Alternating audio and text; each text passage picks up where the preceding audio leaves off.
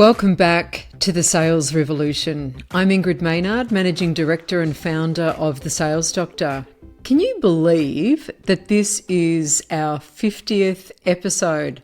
I can't believe that we've been recording this for over a year now. So it really is one of my favourite things to do. I have the privilege of interviewing some fantastic guests, and it's all centred around my methodology, which is the Sales Revolution, which is why I named my podcast The Sales Revolution. And I also have released a book called The Sales Revolution. So make sure that you go onto Amazon and you search for The Sales Revolution by Ingrid Maynard so that you can read it for yourself. So my guests and everyone that comes on the program will be talking about an aspect of my methodology from their perspective. It's lived experience. It's not theory. We're talking to people who have done stuff that's great that I think that you could benefit from. Now, today's episode is just a little bit about what I think is topical at the moment, and that is, are you doing all of the hard work with selling, or are you making your customers want to buy? And there is a massive difference. Let me explain something to you. Recently, I was invited to take part in a formal request for proposal process with an enterprise level customer. And it was a competitive proposal experience. And their feedback to me was, we never once felt that you were selling to us. I'd like to say that I'm successful. I will find out today.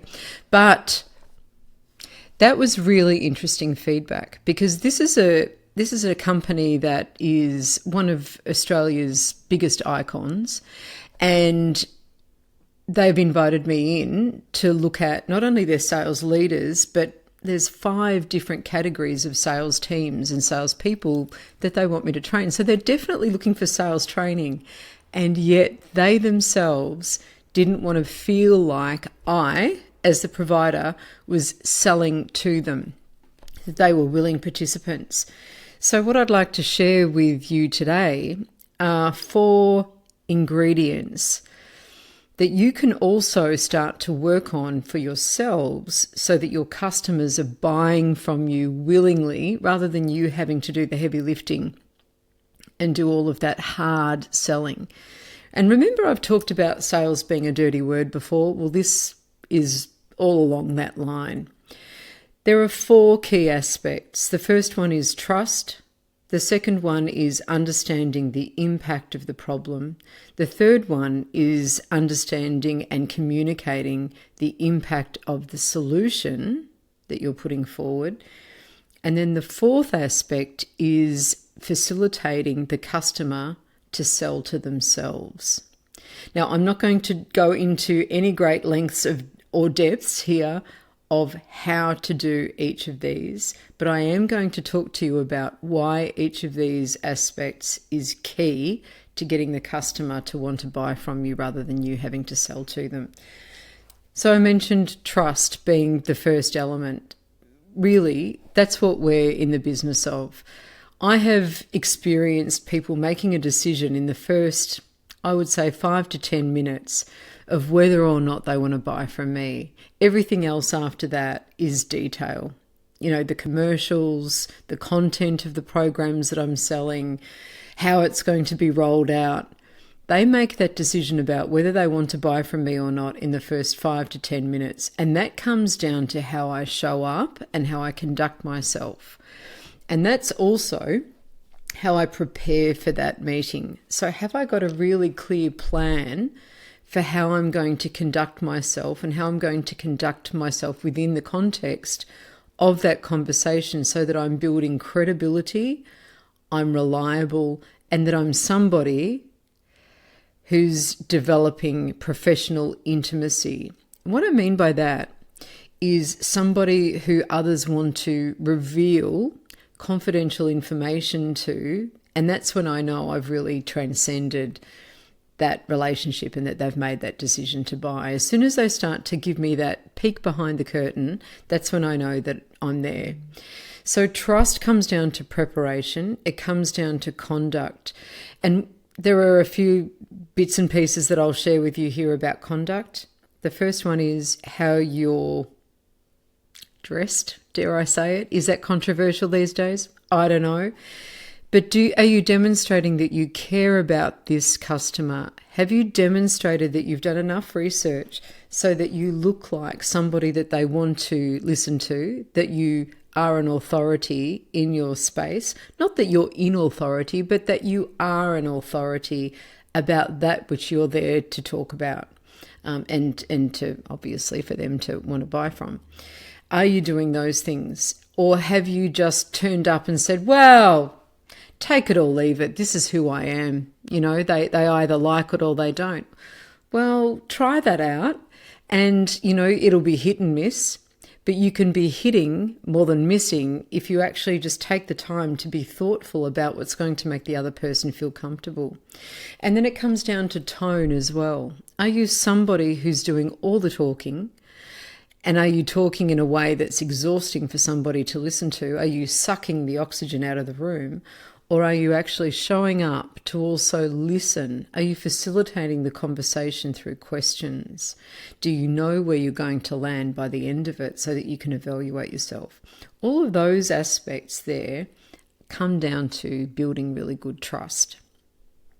The second aspect I talked about is understanding the impact of the problem. Now, in my opinion, this is where a lot of sales training falls down. It teaches salespeople to only uncover the problem.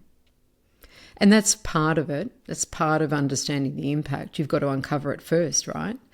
And that's about the quality of the questions that we're asking. But that's not enough, because people usually know what the problem actually is. That's why you're there. But they don't necessarily make the link between the problem and what it's actually costing them. And it's up to you to help them to unpack the impact of that problem. So that might mean what it's actually costing them by not solving that problem in time, in resources, in lost opportunity, in lost revenue, in lost... And you need to take the time to really think about that beforehand so that you can lead them there, so that they're telling you the impact of the problem. Once you understand the impact of the problem, the solution becomes pretty obvious. But selling the solution, coming to my third point, is not enough either. You need to demonstrate the impact of the solution. So just like you've uncovered the impact of the problem and you've hopefully got a measure of the impact of that problem, you also need to demonstrate a measure of the impact of that solution. So what's the upside? What is it going to save them, and what is it going to deliver to them that they can't already get without you? And that's also about talking about your competitors there too. So if they could get this solution from anyone, why you? So you also need to demonstrate the impact of you delivering that solution as well, and what they stand to gain. And then the final skill, the final aspect to getting the customer to want to buy from you is when you're asking really thoughtfully, well planned out, carefully constructed questions. And I'm sure my clients right now are rolling their eyes going, yes, Ingrid, yes, we know, because I bang on about questions all the time. But you want to be able to construct those questions so that when the customer answers those questions, they're actually doing the selling to themselves. Why is that important? Well, most people don't tend to argue with themselves. Now, I know that there are mental health exclusions there, of course, but I am talking here about customers listening to themselves, talking about what's going on and why they should buy from you. Why you over anyone else, and why now? Why this is a really good idea, what it's going to deliver to them. If you ask questions that facilitate that kind of response, not only will they not argue with themselves, but as they're speaking that to you, they're cementing their belief in your solution for themselves. Then it's just a matter of facilitating the buying process rather than the selling process. There's some of the things that my programs absolutely deliver. And it's interesting, I met with someone today and he said to me, you know, you actually do so much more than sales training. And I thought, yeah, I do. And he said, you might want to really talk about that a lot more. And I thought, yes, I'll take your advice, and I'm going to do that as well, because sales training is not enough. But more of that in an upcoming episode. Thanks so much. Okay, you've been listening to The Sales Revolution. I'm Ingrid Maynard. And to find out how the Sales Doctor can help your organisation to transform its revenue, growth and profit, please email me at ingrid@thesalesdoctor.com.au. Visit us on our website at www.thesalesdoctor.com.au. I look forward to your company next episode. Bye for now.